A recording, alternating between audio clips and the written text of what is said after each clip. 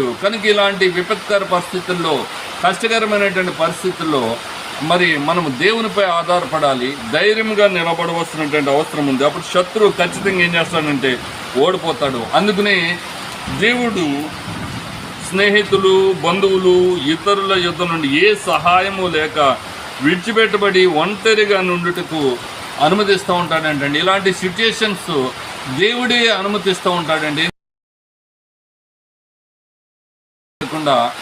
దేవుని మీద ఆధారపడటం నేర్చుకోవటానికి ఇలాంటి సంగతులను దేవుడు ఖచ్చితంగా మనకు అనుమతిస్తూ ఉంటాడు.